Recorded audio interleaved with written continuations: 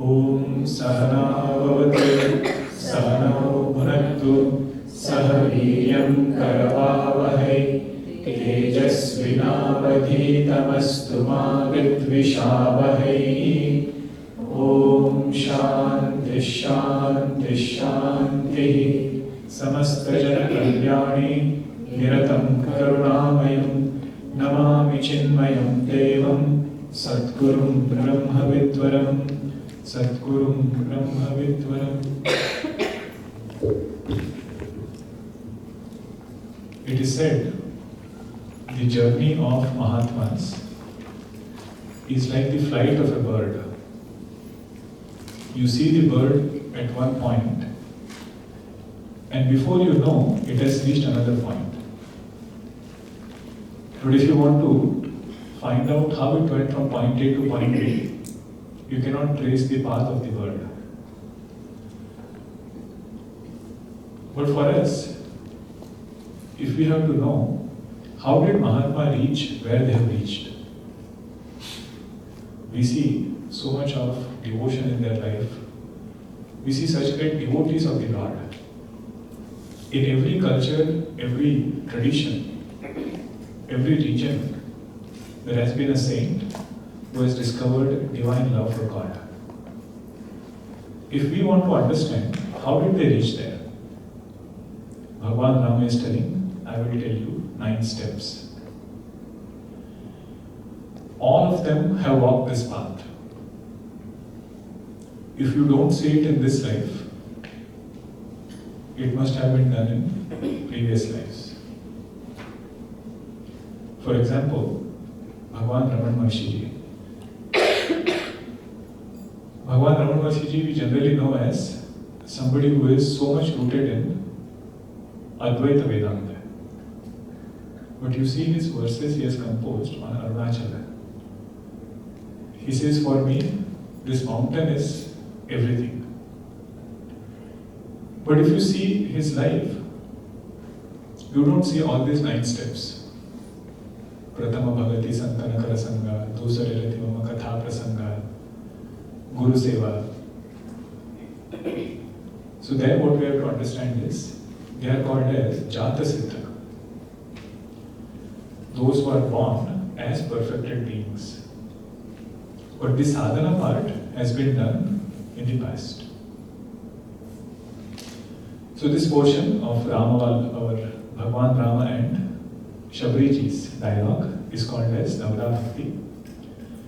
The first form of devotion was listening to Katha of Bhagwan, doing Satsanga, seeking the company of like-minded people.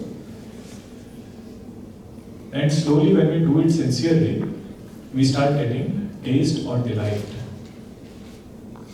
It is not only Katha, but we get Rati, Rasa. We start enjoying it. So much so that the day we don't get to listen, or for a long time you have stayed away from Ramayana and Bhagavatam, mind feels it is missing out on something.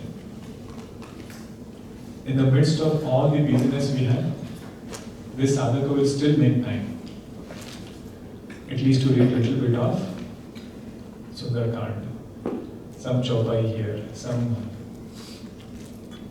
discourse he will listen to, katha he will listen to. That is the stage when rasa has started coming.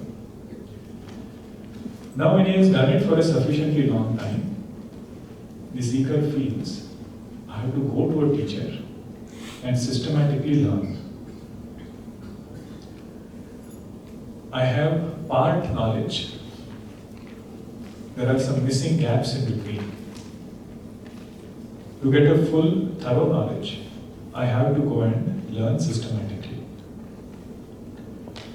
So he goes to a teacher and starts doing seva of Guru. With this idea that, oh teacher, my well-being is your responsibility. That is why finding a Guru is very difficult. Actually, we cannot find it. God sends that person in whom we get trust. Every word that they tell us, we we feel it is for our well-being. And out of that trust, there is a bond which is created. That bond has to last at least until ignorance is destroyed. After that, the teacher himself tells the student, now you be independent. Now be independent means, don't come to me for every problem. I have taught you the knowledge. On the strength of knowledge, live your life. But that kind of knowledge will get strong only when we have that Shraddha in Guru. So that is the third form of devotion, where this sadhaka does seva with this mindset that my well-being is your responsibility. One Mahatma Ji would say, this is the bottom line of seva.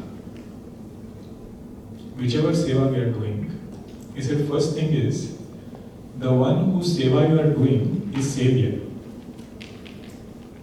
Savior means a revered person.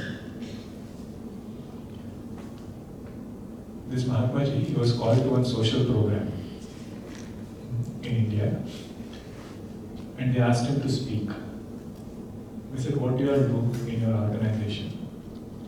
He said, we take up some seva projects. We do some social work here and there. Please guide us if we are in the right direction or not. The organizers told this Mahatma Ji. He said, whenever you do seva, the one whose seva you are doing is your God. The one whose seva you are doing is Savior. So just look within and make sure that your mindset is aligned with this particular point. Suddenly all of them said, we got our answer. Because we were doing some social work and we thought we are helping those kids. But really speaking, we are the ones who are getting helped by doing that seva. So don't look upon them as children. Look upon them as Savior.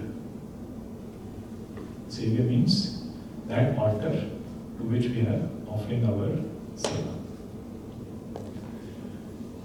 In the same way, this sadhaka offers seva to teacher.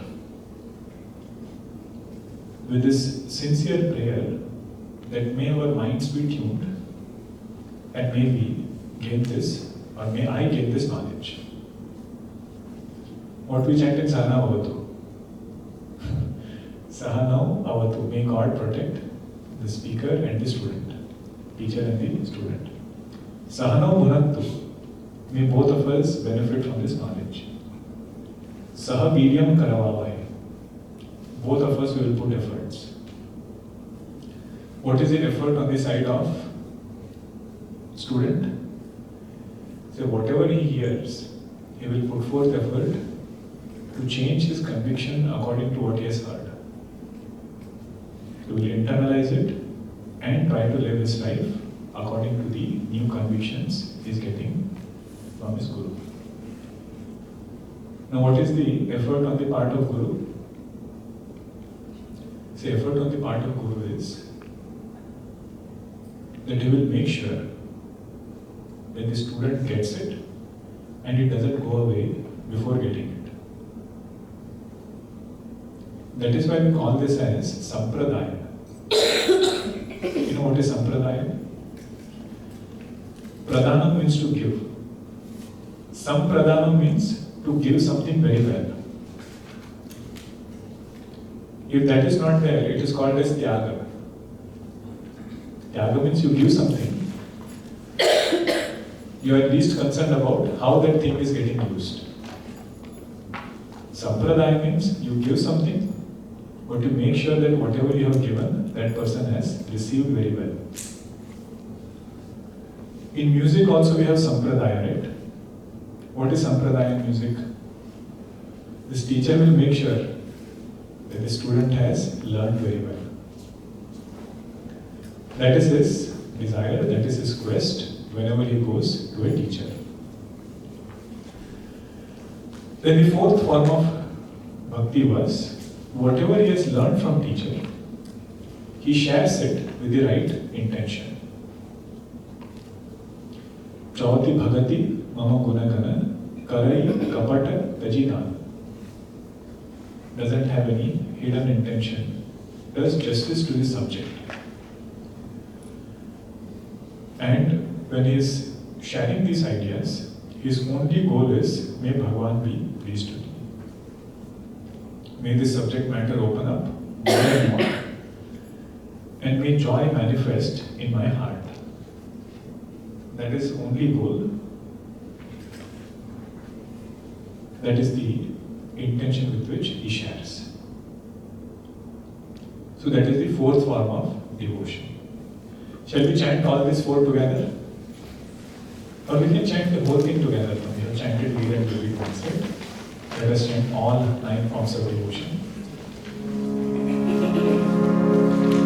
Navadha bhagati kahau tuhi pahi savadhan sudharu man mahi prathama bhagati santan kar sangha dusari rati mama katha prasanga gurpad pankaj seva tisari bhagati aman chauthi bhagati mama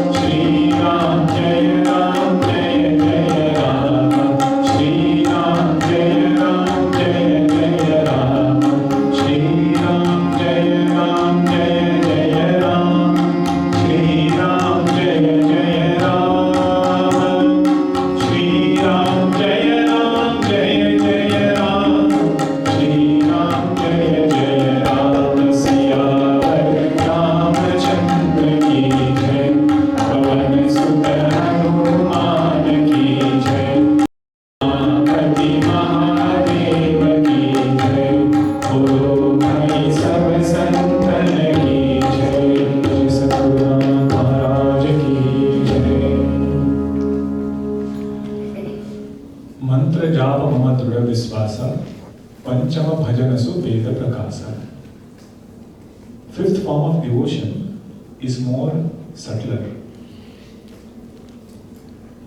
He has started enjoying solitude now.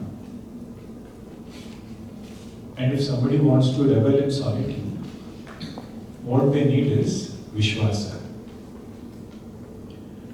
This kind of firm faith that Bhagavan is there and I am seeking Him and Him alone.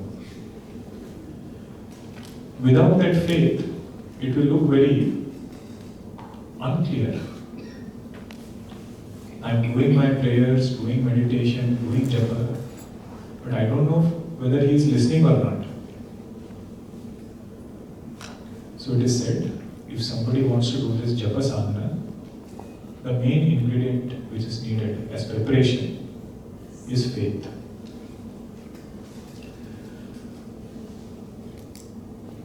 Now yesterday we had just touched upon this topic. Whatever activities we are doing in life, whatever duties we are doing in life, the main purpose is it should prepare us for subtler inquiry. It should prepare us for more deeper inquiry. If that action holds us back from deeper inquiry, then we have to sit, go back to the drawing board and rethink. What can we do differently such that it can actually help us prepare more and more? Both have their own benefits. Karma Yoga has its own benefit and contemplation has its own benefit. Or meditation, or in this case, mantra japa. What benefit you will get from Karma Yoga, we will not get from mantra japa. It is just like every disease has a specific medicine. If somebody comes and asks a doctor, please prescribe something. He says, prescribe what? Are you having a headache? Are you feeling nauseous? What is your problem? According to that, antidote will be given. In the same way, there are three limitations or impurities of our mind. One is called as mala. Mala is called as impurity. Sometimes it will get anger, sometimes it will have lust, sometimes there will be jealousy. All of those are impurities. Second limitation of the mind is vikshepa, restlessness. Now Karma Yoga is an antidote for mala. Karma Yoga, doing our duties, remembering Bhagavan, doing that work as our puja to the Lord, seeing Bhagavan in each and everything in this creation. That kind of mindset will remove mala. But Karma Yoga will not remove vikshepa. To remove vikshepa, we need mantra japa. It is just like, let's say you have a pool of water. If you want to purify the water, you have to put chlorine or whatever they put. I think it is chlorine, right? To settle the dust down. But if that water has ripples, it has a lot of waves coming because of wind, then you need a pool fence. If you put a pool fence, water will not get purified. If you put chlorine, waves in that water will not stop. So waves in that water is vikshepa. And the impurity which is there is mala. So every sadhana has a specific antidote. Every sadhana will act as a specific antidote. So until Bhakti number 4 was related to Karma Yoga. From 5th devotion onwards, it gets little subtler. Sometimes we might feel, oh, I don't get time for mantra japa. But whole day I take Bhagavan's name. One disciple went to his guru and said this. He said, taking Bhagavan's name whole day happens for Siddha Mahatmas. Only when you have sat in one place and taken Bhagavan's name, then only throughout the day you will remember Bhagavan's name. So both are important. Karma Yoga is in its own place and mantra japa has its own benefit.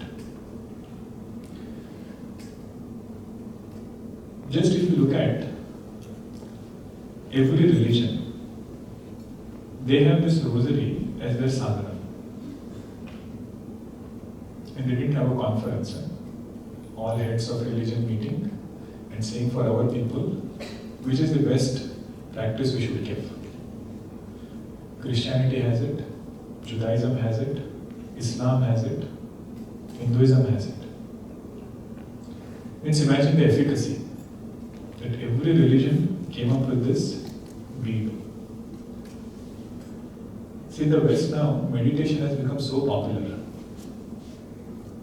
Recently, I took a camp on 6th chapter of Bhagavad Gita. And I was just looking at some books, on meditation. If you search some books on meditation, Amazon recommends you. People who bought this also. What are those other things? Incense,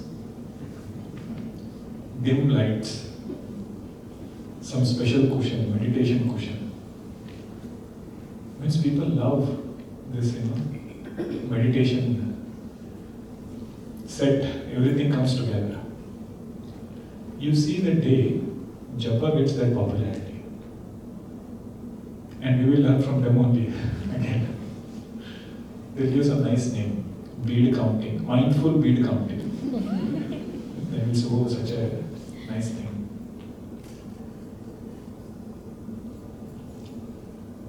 In Sanatana Dharma they said, Savdhan, be alert. In every action, be alert. They call it as mindfulness. They'll give you one cherry, you have to eat it in 5 minutes. Slowly savor the taste, savor the appearance of it. Anyway, the point is japa. The efficacy is such, it's prevalent across all the religions. The way in which japa works is, whenever you take the name of something, that object presents itself in front of you.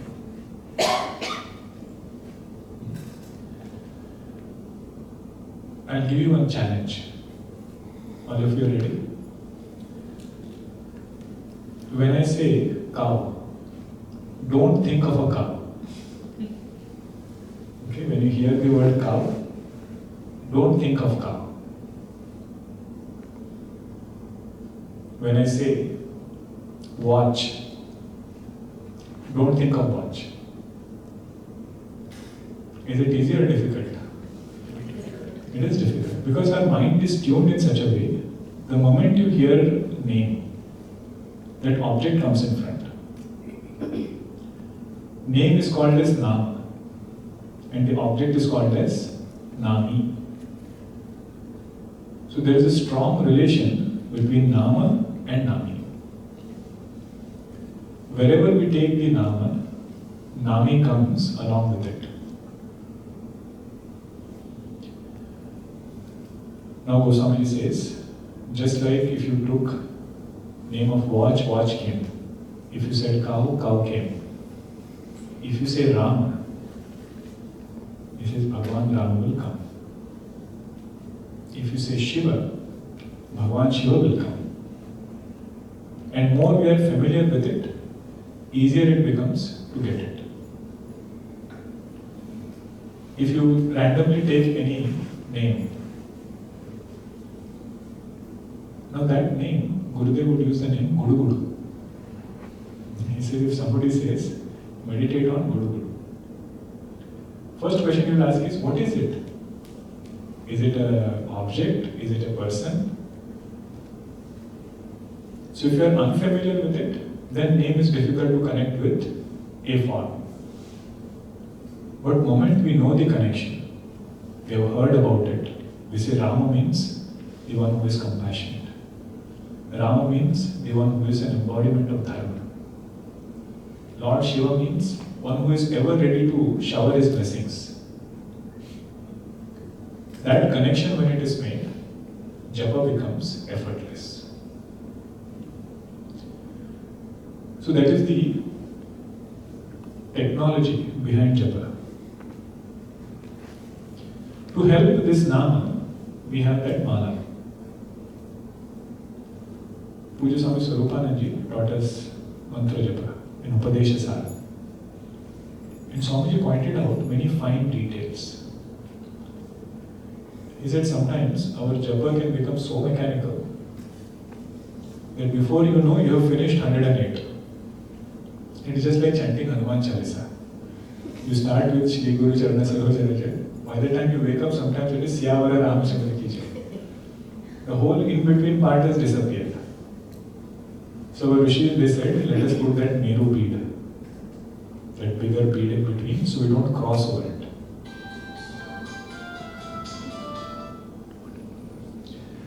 So hold that Japamala, go to that Meru, turn it around and come. But the catch there is, unless our mind comes back to what we are taking the name of, means unless our mind comes back to the bead and Bhagwan's name, don't go to the next bead. Some Mahatmas are very strict. They will say if mind goes back even once somewhere else, start from the beginning. Start from the beginning. But that gets very difficult. So you say, go to the next speed only after you bring your mind back to that Nam. If mind has gone somewhere, bring it back. Again go to the next one. Keep it there. And constantly keep repeating. So that is the technique of japa. And the ideal way to do it is commit to a number. You say every day, these many malas I am going to do. And be very pragmatic. How much time you have and how much you can really do. Because it is said, we should keep increasing, not decreasing. Means on first day you say, I will do 10 malas. And second day it comes to 1. Third day you miss it. So ideally it should be a number where if you miss on one day, we can cover it up the next day. Whatever number of malas we are doing, if we miss on one day, next day we should be able to cover up for what we missed. Now the thing is about what we should do japa of. Which mantra should I do japa? Gurudev mostly did not initiate anybody into any japa. Means did not initiate into any mantra. Because he said, to give life to that japa depends on you. You might have the best mantra, best initiation. But if we don't practice it every day, it doesn't give its efficacy. It's like reading how to swim. I know precisely which are the strokes. Only thing I have not done is gotten into the water. He said, no, japa is something you have to start. Sincerely take name of Bhagwan, whoever is your Ishta Devata. And every Ishta Devata has a mantra. But initiation also has its power. Those who are connected to their Guru, that initiation which is given through the Guru has a lot of power. But let us say if we are not, then we should not feel, oh, where can I do japa? I am not initiated. So in mantra, there are two types of mantras. One is called as, again, japa, there are two types of japa. One japa is called as nama japa. Nama japa. And second japa is called as mantra japa. Nama japa is just taking name of Bhagwan. If you keep saying Ram, Ram, Ram, Ram, that is Nama japa. Krishna, Krishna, Krishna, Krishna. Mantra japa is when that same Nama is coming in some Veda, or it has been given in some Purana, then it becomes mantra japa. For example, Gayatri mantra. Gayatri mantra is part of Rig Veda. Or Om Namo Bhagavate Vasudevaya comes in Srimad Bhagavatam. Om Namah Shivaya. Where does Om Namah Shivaya come? Shri Rudram. So all these are mantras. Now the difference between Nama Japa and Mantra Japa is, Nama Japa has more flexibility.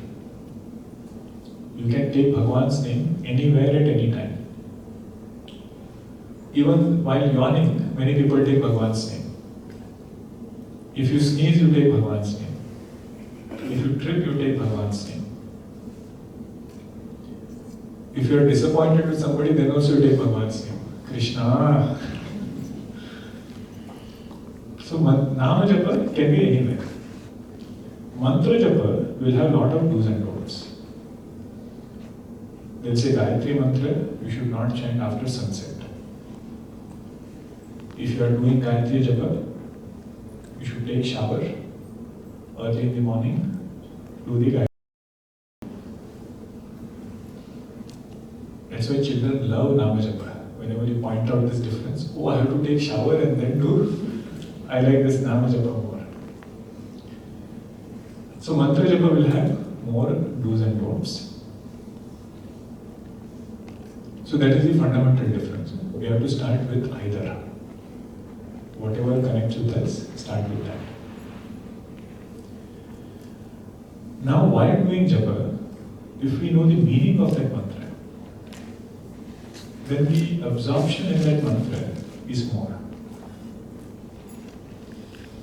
If you are just repeating something, versus you know what you are repeating and you are repeating, the knowledge plus repetition is more effective. For example, if you take Day3 mantra, the simple meaning of Day3 is Tat Savituhu Varenyam. The sun, which is representing Bhagavan, is the most worshipful one, which has a lot of brilliance, Bharga.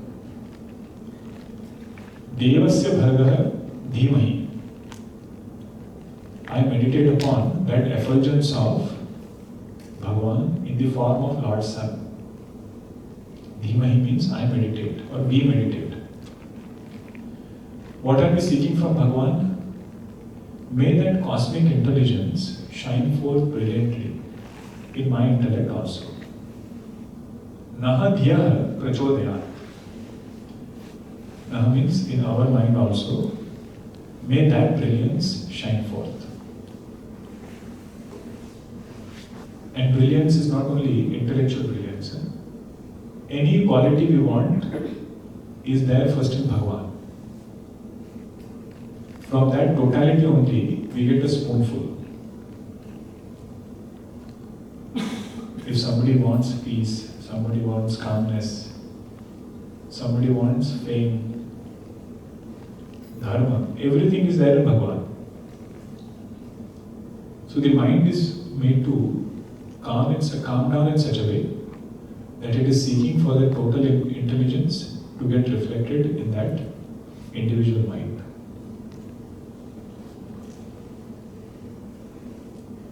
And reflection is always sharper in calm waters. So because mind has become calm, that reflection is available. That is Day3 mantra. Now, Om Namah Shivaya. If you are chanting Om Namah Shivaya, Shiva represents auspiciousness. When the sadhaka is understood, or sadhaka has understood, everything in this universe is Shiva. Everything in this universe is auspicious. To that auspiciousness, I bow down. So every time he holds the bead and turns it, in his mind he has this meaning playing. Om Namah Shivaya, Om Namah Shivaya, Om Namah Shivaya.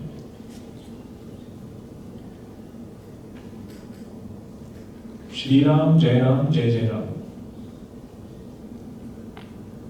Shri Ram, Jai Ram, Jai Jai Ram. It's why when you come to satsang, even if you don't get anything in satsang, at least we take Bhagwan's name few times in the beginning. That adds to our punya count. Many times people come to drop off. either their spouse or somebody would be there. They would come in the beginning, come in the end. But even if you hear that Nama Sankirtan, that also gives punya.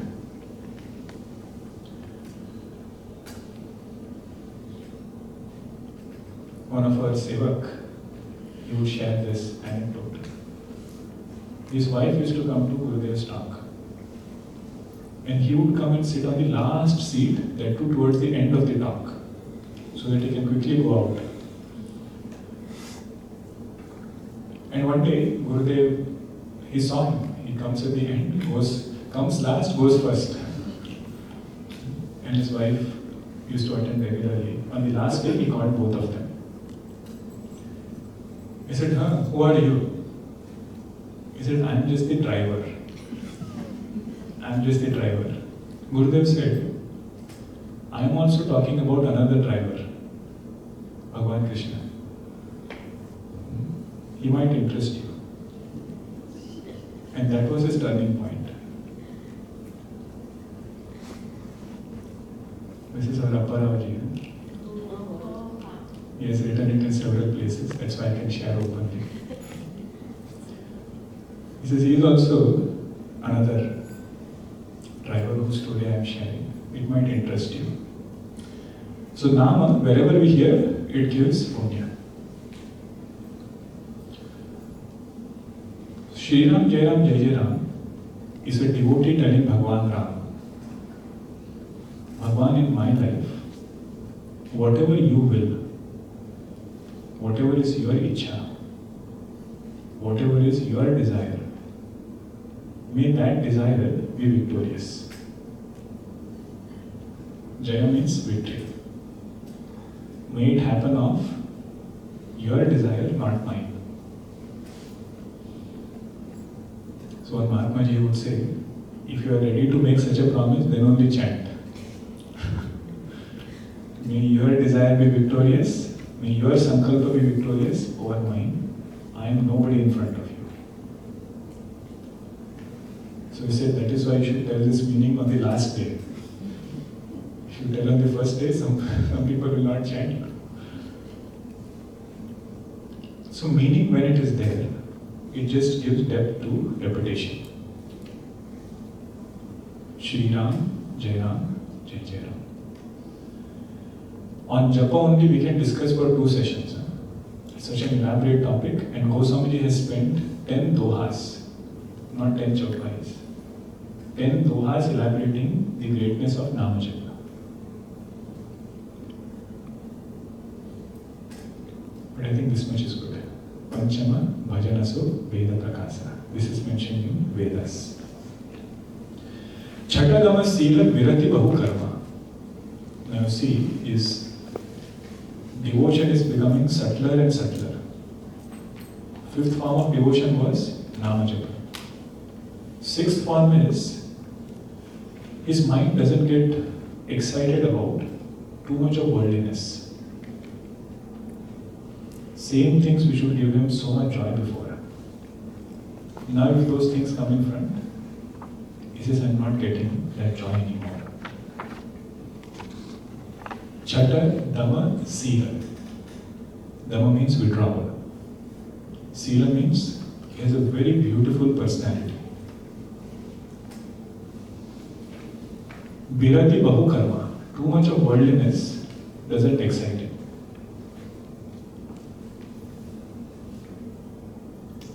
Nirata, Nirantara, Sajjana Dharma. What is he striving for now? He is striving to get a good spiritual routine. Nirata means trying hard. Nirantara, continuously, not once in a while. Nirata, Nirantara, Sajjana Dharma. Trying to live all the values. Trying to practice values in his life and have a good spiritual routine around japa, around meditation, around study. That is the only way we can make solitude productive. If we have a lot of time and no routine, That mind, what do they say? Idle mind is devil's workshop. It can become a real devil. One group of Brahmacharis, after the Vedanta course, this was a long time back when Gurudev was there, they said, we want to go to Uttarkashi. They had just studied Mandukya Upanishad.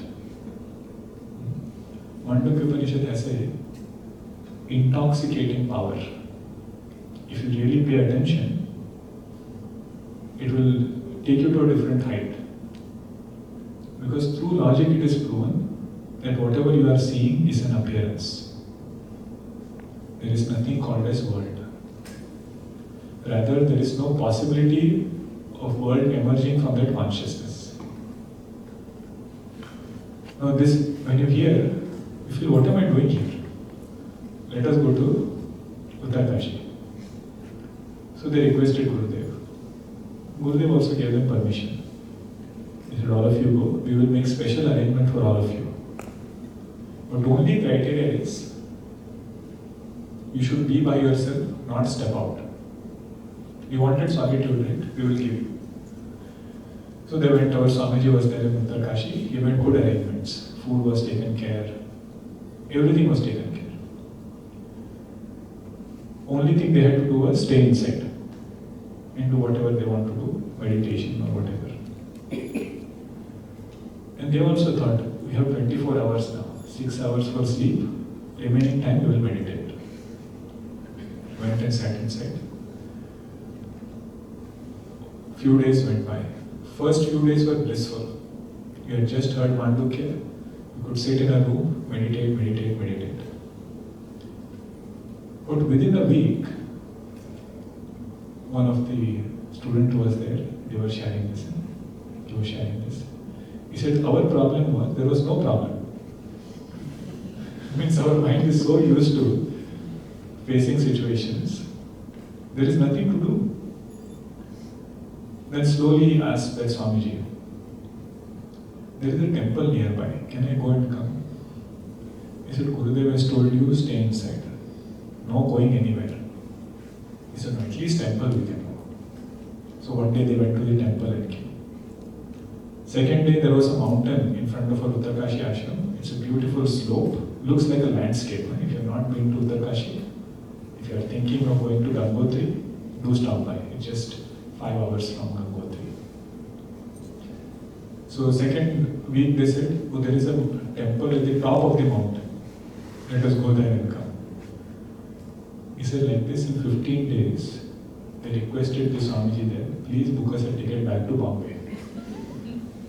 The solitude is too overpowering, we cannot handle it. Now later that Swamiji came, now he has become Swamiji, they came to Gurudev. And said, Gurudev, we had so much of love for solitude, and we felt we would go there and live in solitude. What went wrong? Gurudev asked, what did you all do there? He said, we did nothing. He said, that was the problem. Solitude does not mean doing no work. Solitude means doing different type of work.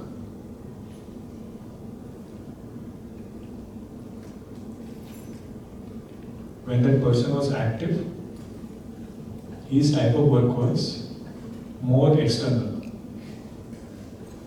Now when he is in solitude, his whole day should be filled with contemplation-oriented work. Means more of sadhanas. Japa should take sufficiently long time. Parayanam should take longer time. Study of scriptures, doing shravanam should take time. Having studied it, independently reflect upon it. That should take time. Having reflected upon it, try to absorb mind in it, which is called as meditation. All of that should fill the day in such a way that mind doesn't have any chance to go here and there. If somebody is living such a lifestyle, that is also one form of devotion. Chatadama Sila Virati Bahu Karma Nirata Nirantara Sajjana Dharma.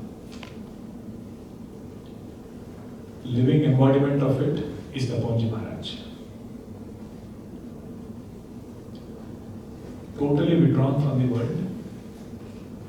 Sometimes when he would go in his ecstatic moods, 3-4 days there would be no classes. Because he was in no mood to teach, just reveling in that bliss. For them, even teaching is stepping out of their blissful self. But whole day filled with lot of contemplation. If you have read the book Ishwar Darshan or Himagiri Vihar, the depth in which Taponji Maharaj explains subtle Vedantic concepts, it's mind-blowing. Means he will quote so many Upanishads, bring out those mantras, and the simplicity with which he teaches. Although we don't have a lot of his teachings available. But these are Mahatmas who have lived this life of devotion. And just by their presence, they can bless us with so many things.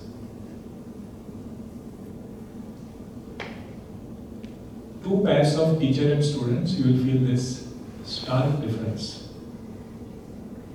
Between the pairs, you will feel similarity. Taponji Maharaj completely withdrawn, gifted as Gurudev, who came down and did so much of teaching. Ramakrishna Paramhansa, Nirata Nirantara Sajjana Dharma, Chatadamasila Virati Bahukarma, totally withdrawn, gifted to the world Swami Vivekananda ji. Means their contribution might not be through direct action, but their contribution is through their presence. And it is said, even darshan of such Mahatma gives lot of punya. If they say something and teach us something, it's even greater blessing. But just to see them gives punya. That is this sixth form of devotion. Seventh one is interesting. Sātava sama mohi maya jagat ekha. Now devotion is becoming subtler and subtler.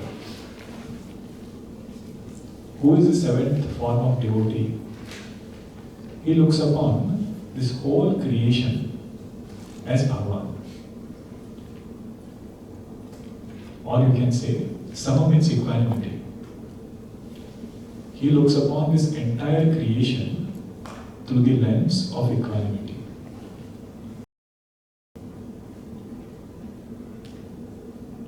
There is no pair of opposite in his eyes. Why did he, or how did he arrive at this point? Because he has understood this whole creation is nothing but Bhagavan only.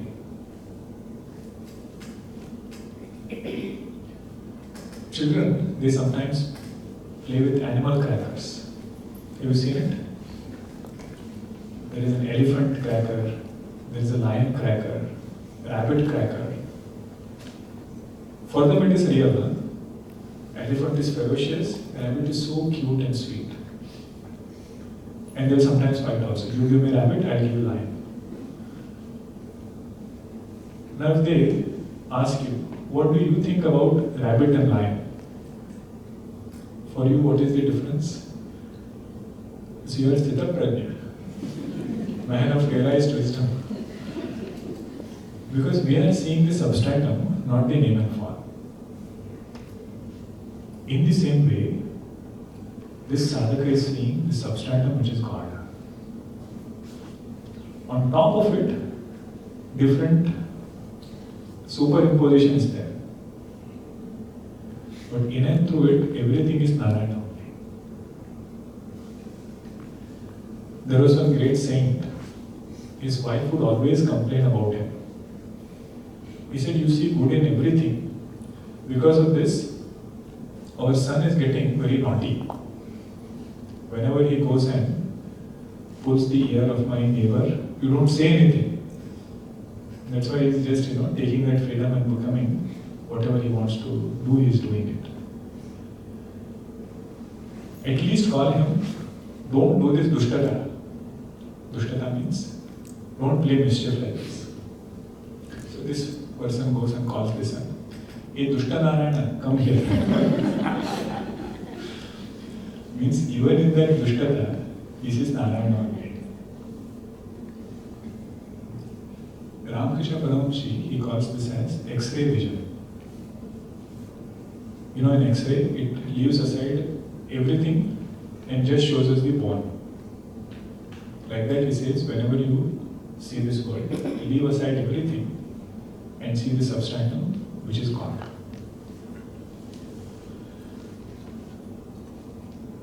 With this mindset, this sadhaka can have samatha with regards to three things in life. First samatha he will have is towards people. Towards people, he will have samatha. How is it? Because he sees his own Krishna in everybody. It is just like if there are three children, mother sees herself in all three children. And whatever the children do, the ability to have equanimity is greater because of that identity. Like that, this sadhaka sees Bhagavan in every person. Second is situation. If we don't have equanimity in situation, some situations we will love, which are favorable to us, those situations we will love. And those situations which are unfavorable, he says those we will want to keep away. Now, how will a devotee come to have equanimity in situations? He says, look at the one who is sending situations in the first place. The one sending it is my Bhagavan, who is our well-wisher. If he has sent something, in and through that paristhiti, there is something that he wants to teach us. And whenever we know that this particular situation or this particular thing is done by somebody whom we love, whom we respect, we don't mind that person doing that thing. There was a Mahatmaji, his name was Udya Baba. He had one dharamshala. Dharamshala means if you are going on a pilgrimage, you can stay there overnight. Overnight you can stay and you have to move on the next day. So you would go and stay, different people would come and stay. Few people were there who were his close disciples. When they would come, what he would do is, the only possessions they would get in that dharamshala is a blanket. Either they would bring or they would get. Few of his disciples would be there. He would go at night. If there was a hole in the blanket, he would put his finger and tear the blanket. Early morning they would wake up. Kambal kisne phada? Who tore the blanket? They would look at each other. Did you tear it? Did you tear it? So nobody said, we did it. Then the manager who was there, he would say, Abhiya Baba came at night, he tore your blanket. And this student whose blanket got torn, he was sharing it. You would feel so happy that Udya Baba came at the middle of the night and he saw only my blanket to tear. The same situation, blanket was torn. If we think it is somebody else doing it, it would give rise to anger. But if we know it is our well-wisher and our Guru who is doing it, we don't mind it. Those who would serve Gurudev, if Gurudev scolded them, they would go and brag to other people that Gurudev scolded me today. Means my teacher's attention is on me. It was a matter of great pride. I brought tea in a cup and it spilled a little and Gurudev gave me such a good firing. Means the person whom we love, even if they scold, even if they do something that we don't like, there we are able to see with equanimity. First is people, second is object, second is situation, third is objects. What does it mean to have equanimity towards objects?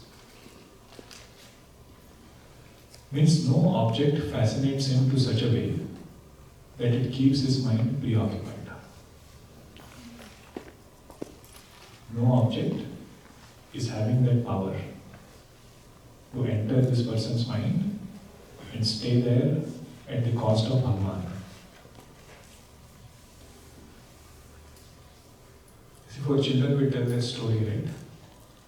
One day somebody comes and gives a necklace to Hanumanji. Hanumanji takes out the beads, bites them, opens it, throws it away. The person who gave, he gets so upset, he comes and says, I give you a necklace. What are you doing? Hanumanji says, I was just trying to see whether it has Rama in it or not. If there is no Rama, what is it that I should do with it? That is the poetic part of the story. The symbolic part is, no Vishaya in this world should be such which takes us away from the Lord. If it does, then the sadhaka says, this is not what I want. Same object which you would have gotten so attached to before, now he is able to look at it with an equanimous perspective. Satavasama mohimaya jagadekha mote santa adhika kari lekha. He considers Santa Mahatmas as greater than even Bhagwan. Considers his Guru greater than Bhagwan. Kabiraji has written one doha. Guru Govinda do khade kake lagu paye. If Guru and Govinda, both of them stand together, who should I bow down to first? Balihari Guru Apane, Govinda Diyo Dikhave. He says, I will first bow down to Guru because Guru showed me God. When somebody asked this to Gurudev, just out of curiosity, he had read Kabir Dasji's Doha. Still he went and asked him, just to see, what is it that you say? Many people have this hobby. They have one question which they have saved for 15 years and they proudly share also. I asked this question to many Swamijis. So 15 years you didn't get a convincing answer. So he went to Gurudev and asked, if Guru and Govinda both are standing, who should I bow down to first? Gurudev understood he is coming with some kind of, he's not asking it because he has a question. Gurudev said, don't worry, you will not have this problem. Suddenly everybody started laughing. Somehow the other he managed to say, what I mean is, Guru and Govinda will never stand together. Guru will always be in the feet of Govinda. But whatever he had to say, he said in the first answer. And this devotee is somebody who has so much reverence for his Guru that he considers Guru to be Bhagwan. Eighth form of devotion, Atava Jatha Labha Santosha. Eighth form of devotion is, this person is ever content. Whatever Bhagwan blesses him, he says, I don't want anything more, anything different than what Bhagwan has given. According to our karma, Bhagwan gives karma phala. And many times, we try to see karma phala or karma in very recent context. Means you work very hard, and if you are not getting that result, we say, see, I worked so hard, still I am not getting anything. But there are so many past karmas which are interfering. Karma account is flawless. And our memory is such, we don't know what we ate last week. How are we going to remember what kind of karmas we have done all through our lives? This point I shared in one Bal Vihar class. I was hoping that everybody will say, no, I don't remember what I ate last week. One boy said, I said, how many of you remember what you had last Wednesday for lunch? One boy said, I remember. I had sandwich and apple because he had it every day. Same lunch. All of them. Examples are such, different contexts it will change. So our own karmas we don't remember. How can you confidently say that whatever result I am getting right now, what wrong have I done in the past? Now only we do so many things, in spite of knowing that results are going to come. So this person is somebody who has so much of faith in Bhagavan. He says whatever he gives us, that is the best. I don't want one thing more or one thing less. We all chant Bhadram Karnimi, right? How does it go?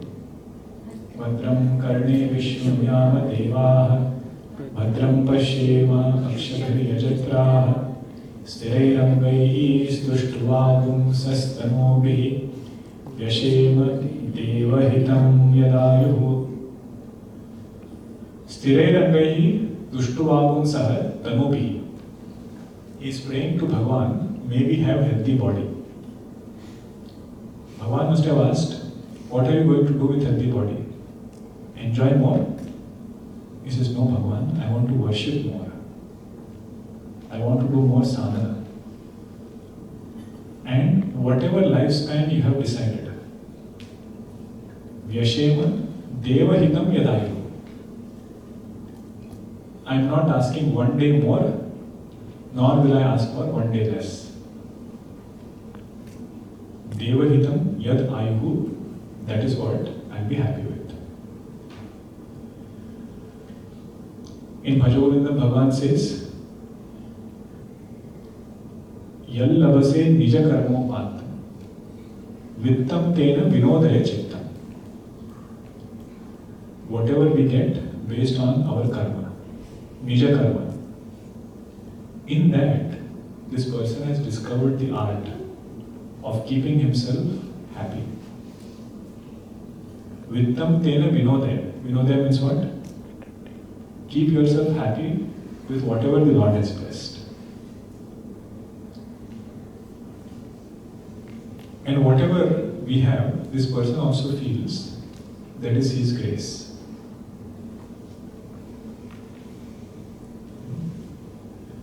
आठव जथा लाभ संतोषा सपने हो नहीं दे कहीं परदोषा.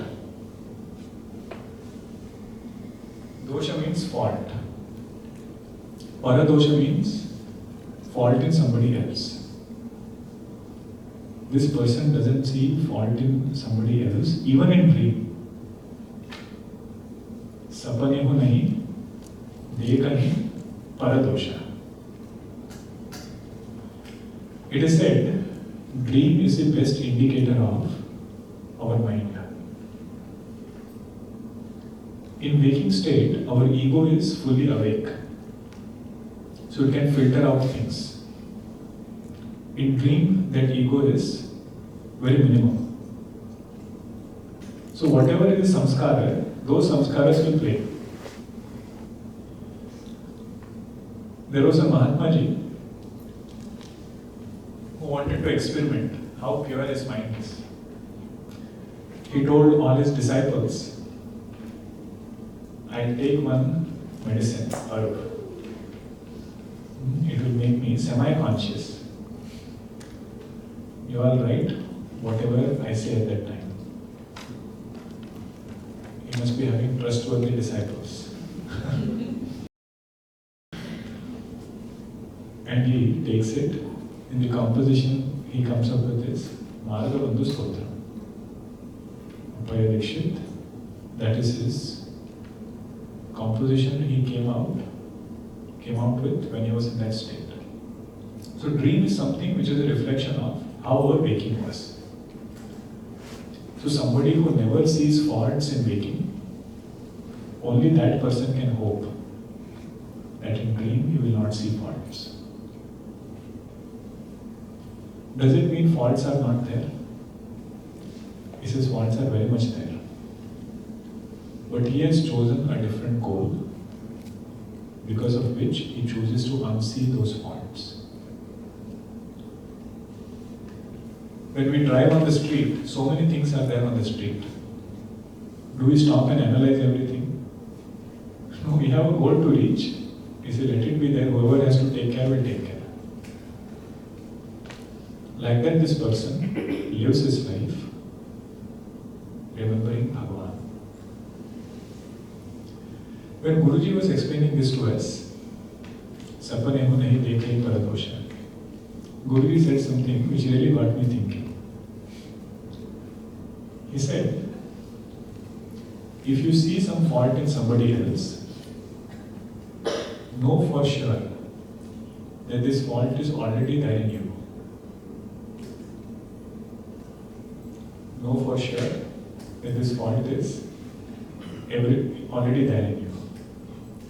If you think it is not there, wait for some time, it is coming. If you think that fault is not there, I said wait for some time, it is coming. Now how do you understand this? Whatever we repeat, that thing starts living in our mind. If we repeat good values and goodness in somebody, those qualities will start living in our mind. If we repeat any dosha, so effortlessly that dosha will come and live in our mind. That is why it is said, even if we take Bhagavan's name with dvesha, still that person gets moksha.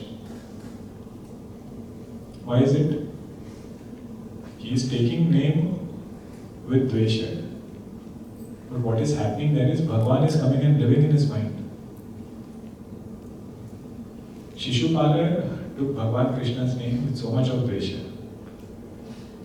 But in and through that, he was constantly thinking about Bhagavan Krishna. That is why after Bhagavan finishes Shishupala, Shishupala gets moksha. Valmihar children ask sometimes, how is it all Rakshasas got moksha? So one good thing about Rakshasa was, they took Bhagavan's name with anger, with hatred, but they took Bhagavan's name. We don't have to follow that path. We can take Bhagavan's name with love. So that is this, Sapanehu nahi dekhe paradosha. In Mahabharata, there is one story where Yudhishthira and Duryodhana, both of them are sent out. Arjuna's task is find one bad person. Sorry, Yudhishthira's task is find one bad person. Duryodhana's task is find one good person. Both are unsuccessful. Duryodhana says there is no good person in this kingdom. If at all there is any, that is me. And Yudhishthira says, I could not find even one bad person. If at all there are faults, it is there in me. That is one way our mind is pre-programmed. When it comes to Guna, mostly we see guna in ourselves. And when it comes to dosha, mostly we see dosha outside. A devotee is somebody who flips it. Whenever it comes to guna, he sees guna outside. And whenever it comes to dosha, he sees dosha inside. And you see the compositions of all the saints, they will say so many things about themselves. There is no greater kami than me, moso kona kutila kala kami. Now Goswami Tulsidas ji calling himself as kami. What will happen to ordinary people? But that is their mindset. Devotee is somebody, even slightest impurity, they cannot bear. If you are used to wearing clean clothes, even if there is a small dot, some dirt, quickly you will change it. Somebody who doesn't mind anyway any type of clothing, you see, even if there is a big patch of dirt, he will be okay. That is how our mind is. More it becomes purified, the smallest impurity he detects very quickly and tries to eliminate it. Because this path of sadhana also is such, if you are not alert, even there abhimana can come.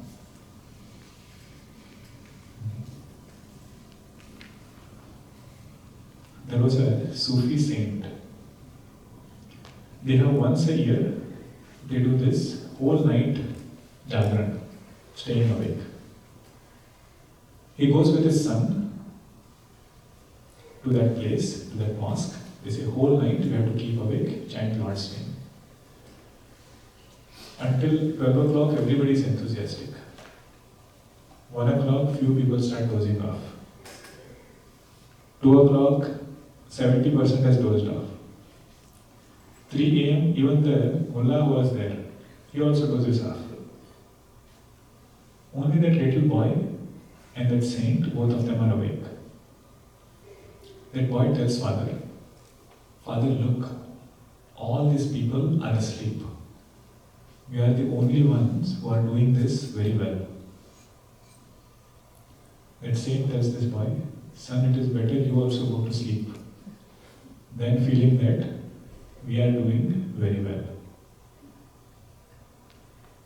Means when we see dosha in somebody, that increases our abhimana.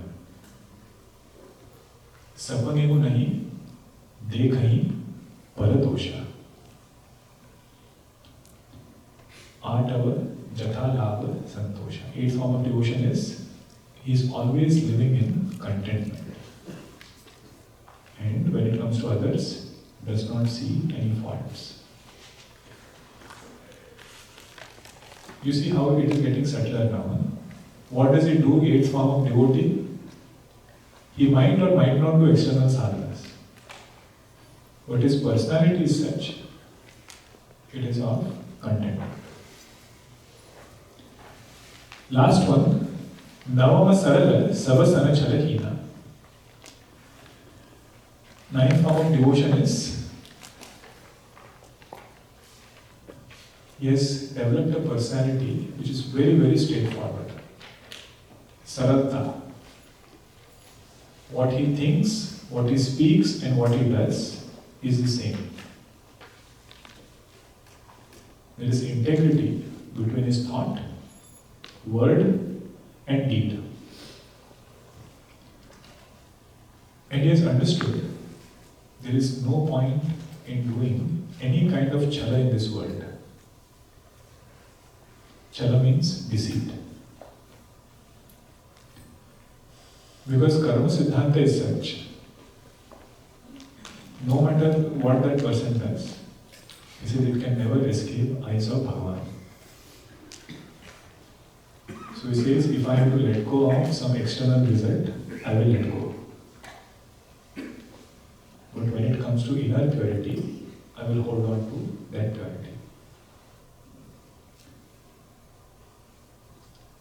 Now, at this point, we have to understand a little carefully. Thought, word, and deed doesn't always mean whatever comes to our mind we will say. Whatever we say, we will do. It's not in that way. Gurudev will quote example from some movie where three friends decide for one day we are going to say whatever comes to our mind. And one day is sufficient for all three of them to become enemies. One comes nicely dressed and asks the other friend, "How am I looking today?" She says, "Horrible."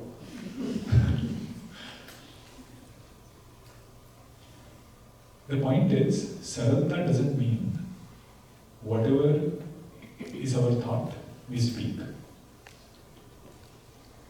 In fact, the beauty of human personality is we have censoring power.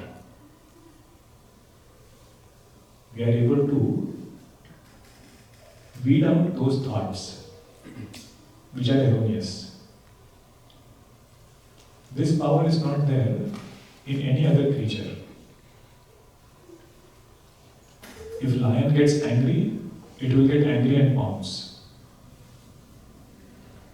If cow is vegetarian, it will remain vegetarian. That is why cow doesn't get punya for being vegetarian. Lion doesn't get papa for pouncing and killing. Those yonis are called as prakrutika yoni. Prakrutika means what? Its well-being is taken care by Prakriti. In whatever way Prakriti, Mother Nature has made it, it will stay the same throughout. There is no evolution as such, as far as its choices are concerned. But for a human being, Bhagavan has taken risk. He says, for human beings, I will not decide. Just like mother has to take risk, right? If the child has to walk, she cannot keep holding him all the time. She says, I'm here, but you try walking on yourself. Try walking by yourself. Like that, Bhagavan has given us that freedom. He says, whatever thought comes, you choose. And according to the situation, according to values, translate it into words and then into actions.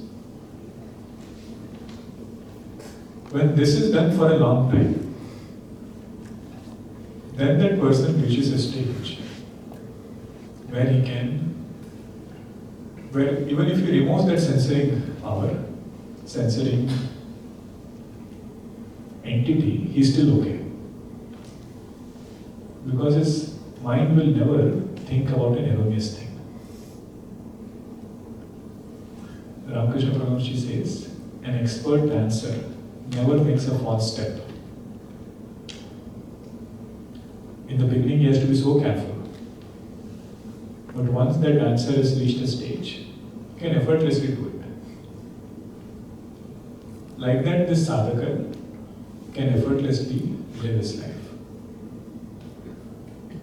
But this is advanced stage. For us as sadhaka, hold on to the first one. The example of second type of sadhaka is Bharatji. When he comes back after visiting Bhagavan in Chitrakoot, he tells his guru, Vasishtha Maharshi, I want to do some tapasya. I want to do some austerities. I want to live in Nandigram.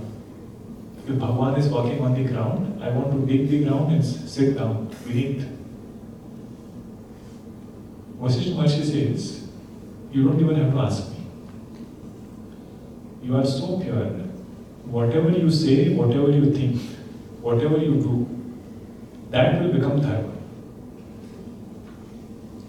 Means whatever austerity you do will become a benchmark for others to emulate. That is the advanced stage. But the starting point was alertness. Navama sarala savasana chalahina mama bharosahya harashavina. Because he has that firm faith in Bhagavan, doesn't get excited, doesn't get dejected. In such an ecstatic mood, he lives his life. Navamahu ekau jinake hoi, nari purusha sacharaachara koi. Out of these things, out of these 9 devotions, if somebody has even one of it, sohi atisaya priya dhamini, that devotee is the dearest to me. He says it is our choice. Pick one of 9. You like to do satsang, keep doing satsang. Got delight in it, keep getting more and more delight. Like to do seva, serve the Guru. The one who can do even 1 out of 9 very well is very dear to me. Sakala prakara bhagati duratore. But Shabriji, for you, all 9 forms of devotion are very well blossomed. So I was not teaching you, I was only restating what you already have. Jogi brunda durlabhagati joyi, to kahu aaj sulabha bhai soyi. That state which is even difficult for Rishi Munis, that you have attained effortlessly today. Mama darasana phala parama anupa. If somebody gets my darshan, that result is infallible. What is the result? Jiva Bhava Nija Sahaja Sarupa. The one who has had vision of the Lord very quickly will come to realize their own true self. Janaka Sutta Kai Sugi Bhamini Jana Hi Kaho Kari Bhava Kamini. He says, please tell me where is Sitaji and in which direction I should go. Then Shabriji says, go in the direction of Pampa Sarovar. There you will meet Sugriva. And he will guide you further.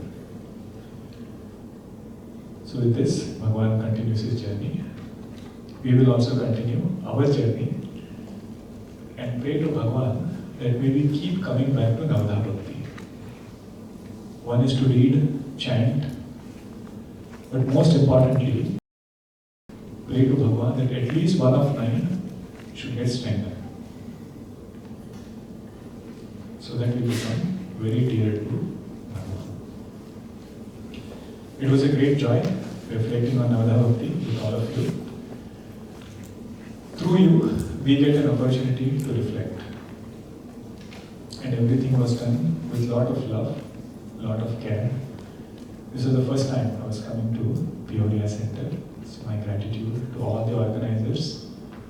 And several satsangs we had during Bhiksha times, before Bhiksha, after Bhiksha, during Bhiksha. That is how we have to spend our life. If you all come to San Jose, do stop by at our ashram. It's called Chinmaya Sandipani. We have several events throughout the year, all major festivals we celebrate. 2025 Mahasamadhi camp is going to happen in San Jose. 2024 is Washington DC, 2025 is San Jose. So I'm inviting you, all of you, right now, so you block your calendars. India trip, plan it somewhere before or after. Okay. Otherwise, we have a lot of activities, even at North America level. Main one is Yuva Kendra for young adults. Main one is everything is main only. But for youngsters, the main one is Yuva Kendra. If you have teenagers in the age of 17 through 35, please get them connected to Yuva Kendra. One study group they should try to join. This is a simple ask we are having for youngsters. If you have graduated from Balvihar, the minimum we can do for our own spiritual growth is commit 1 hour per week for spirituality. So we have Brahmachari Shubhani Chaitanya in East Coast, Hari Chaitanya in Central Zone, and I facilitating West Coast. So wherever they are, please to encourage. You can reach out to our Chaitanya, he'll have more details. Vijayji, you can also give the details. that way you can encourage them. All of you are doing satsang, which is very good. But you would want this to reach out to more. Whether they come or not depends on Bhagavan's grace. In that there is no insistence. But whether we tell or not, that is in our hands. Okay? We'll conclude now.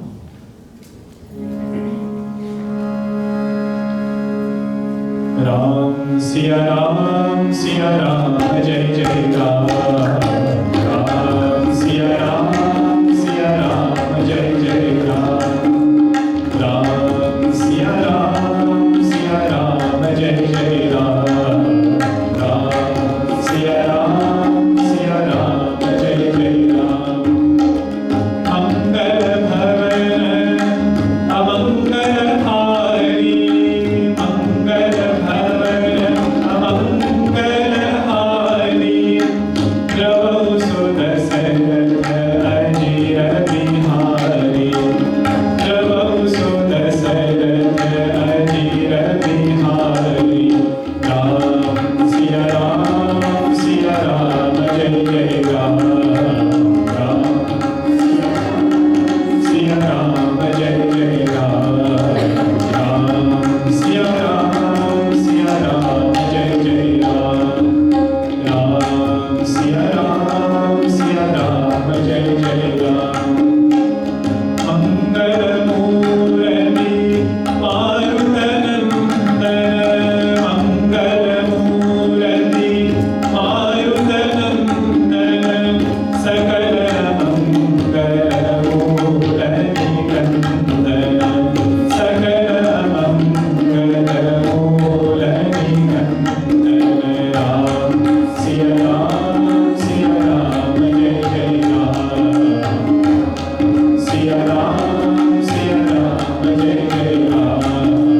Ram, Siya Ram, Jai Jai Ram. Ram, Siya Ram, Jai Jai Ram. Syavar Rāmachandra ki jai, Pavan Sutta Hanuman ki jai, Umavari Mahadeva ki jai, Bolo Bhai Sab Santan ki jai, Satgurunath Maharaj ki jai, Boli Sharda Mata ki jai, Saraswati Maiya ki jai. Om Purnamada Purnamidam Purnat Purnamudachyate Purnasya Purnamadaya Purnamevavashishyate. Om Shanti Shanti Shanti. Hari Om Shri Gurubhyo